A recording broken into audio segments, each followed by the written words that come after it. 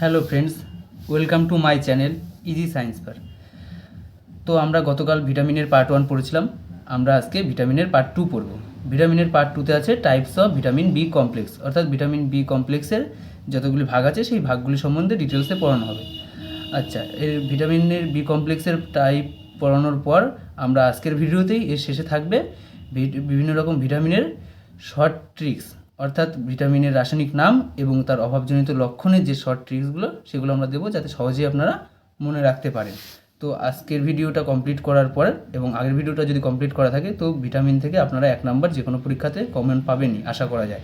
তো আমরা আজকে শুরু করছি ভিটামিন বি কমপ্লেক্সের টাইপস নিয়ে।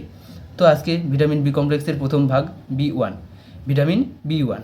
ভিটামিন বি কমপ্লেক্স যা সাধারণত B1ও তাই, ভিটামিন B1ও যা ভিটামিন বি কমপ্লেক্সও তাই। তো ভিটামিন বি কমপ্লেক্সের আমরা রাসায়নিক নাম আগের দিন পড়েছিলাম থিয়ামিন। তো ভিটামিন B1-এরও রাসায়নিক নাম থিয়ামিন। এর অভাবে বেরি রোগ হয়। এটি ঢেকি ছাটা চাল, ডিমের কুসুম, ডাল, বিন, ফুলকপি ইত্যাদিতে পাওয়া যায়। এটা আমরা আগের দিনই পড়েছিলাম। আচ্ছা, তো আমরা ভিটামিন B2 থেকে শুরু করছি। ভিটামিন B2 যার রাসায়নিক নাম কি রাইবোফ্ল্যাভিন।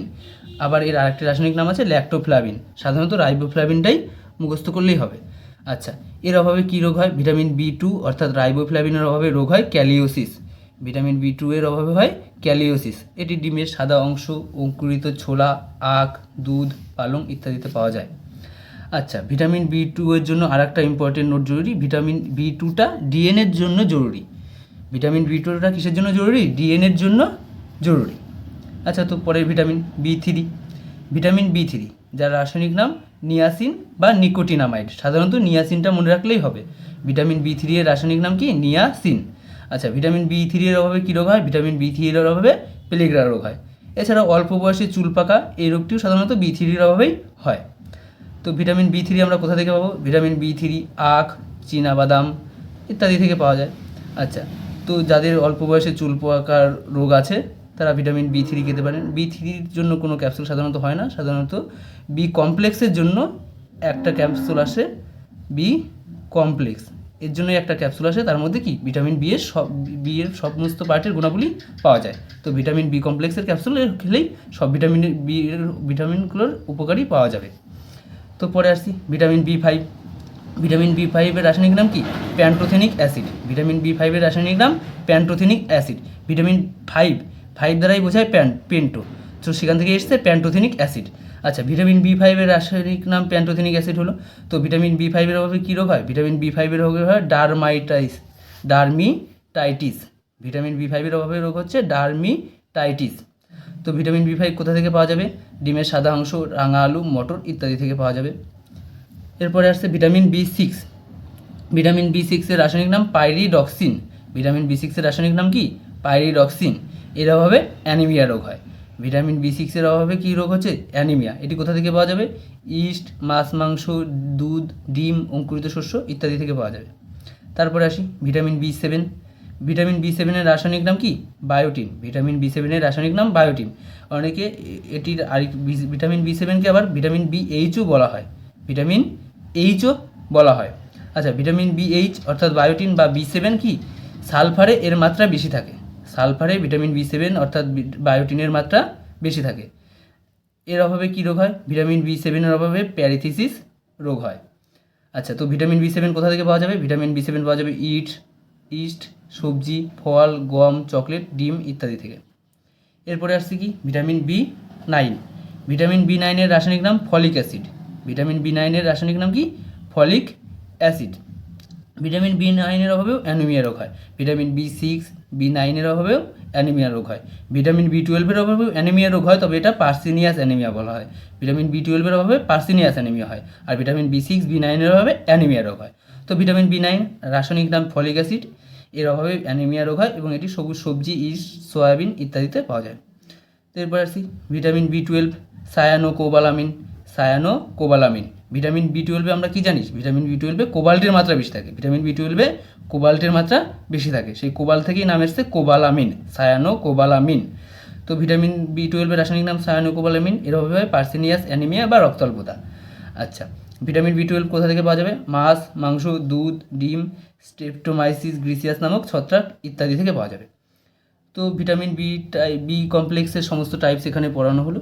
তো ভিটামিন বি কমপ্লেক্সের টাইপের মধ্যে সমস্ত কটার রাসায়নিক নাম এবং রোগগুলো মনে রাখলেই হবে। ভিটামিন বি কমপ্লেক্সের বিভিন্ন রকম টাইপ থেকে সাধারণত রাসায়নিক নামগুলোই আসে, অন্যগুলো কিছু আসে না। তো ভিটামিন বি কমপ্লেক্সের টাইপস থেকে রাসায়নিক নামগুলো আপনারা ভালো করে মুখস্থ করলেই হয়ে যাবে।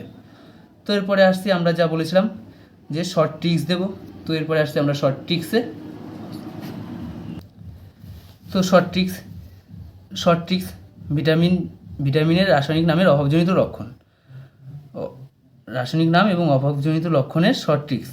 আচ্ছা, তো রোগ, ভিটামিনের অভাবে যে রোগগুলো হয় তার জন্য শর্ট ট্রিক্সের জন্য আমরা এই বাক্যটা বা এই শব্দ দুটো মনে রাখবো, রব সরোবর। এবং আমরা এখানে যে শর্ট ট্রিক্সটা দেখবো তাতে শুধু A B C D E কে, আমরা প্রথম পার্টে যা পড়েছিলাম A B C D E K, সেইগুলোরই short tricks দেবো। বি কমপ্লেক্সের টাইপসের শর্ট ট্রিক্সটা আজকে আপাতত দিচ্ছি না, সেটা পরে বলে দেওয়া হবে। আচ্ছা, তাহলে কি A B C D A কে, আপনারা এটা পরপর মনে রাখবেন, A B C D E কে। তো বললাম রোগের জন্য কি বললাম, রব সরোবর। এবার আমরা রব সরোবর দেখি র থেকে রাতকানা, ভিটামিন এ এর অভাবে হয় কি রাতকানা রোগ, রতে রাতকানা।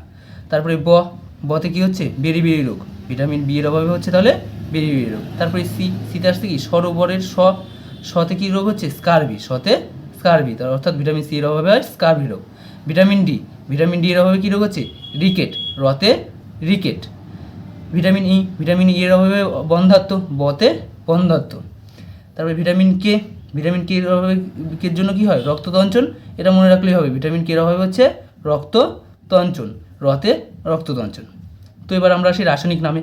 ভিটামিনের রাসায়নিক নাম কীভাবে মনে রাখবো, এর জন্য শর্ট ট্রিক্স, রথ আজ কাল টেনে ফেলবো, রথ আজ কাল টেনে ফেলবো, অবশ্য আজকেই উল্টো রথ। আচ্ছা, তো সেসব টপিক বাদ যাক। রথ আজ কাল টেনে ফেলবো, সেম এখানেও সেই A B C D E কে। রথে আসছে রেটিনল, ভিটামিন এ এর রাসায়নিক নাম রেটিনল। তারপরে ভিটামিন বিতে আসছে কি ভিটামিন বিতে আসছে ভিটামিন বিতে তো ভিটামিন বি এর রাসায়নিক নাম কি আমরা জানি থিয়ামিন, থতে থিয়ামিন।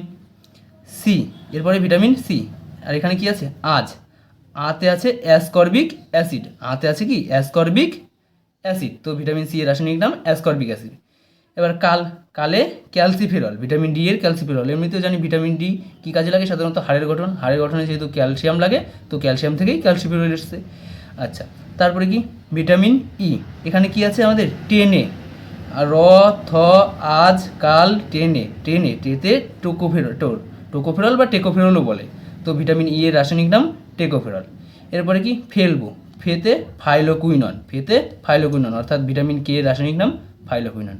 তো এটাই ছিল আমাদের ভিটামিনের রাসায়নিক নাম এবং অভাবজনিত লক্ষণ বা রোগের শর্ট ট্রিক্স, আপনারা এইভাবে মনে রাখতে পারবেন। তো আমাদের পড়ানোর স্টাইল ভালো লাগলে, ভিডিও থেকে যদি আপনাদের একটু উপকার হয়, তো চ্যানেলটি সাবস্ক্রাইব করবেন, পাশে লাল চ্যানেলটি সাবস্ক্রাইব করবেন এবং পছন্দ হলে লাইক শেয়ার অবশ্যই করে দেবেন। ধন্যবাদ, আজকের মতো এখানেই শেষ।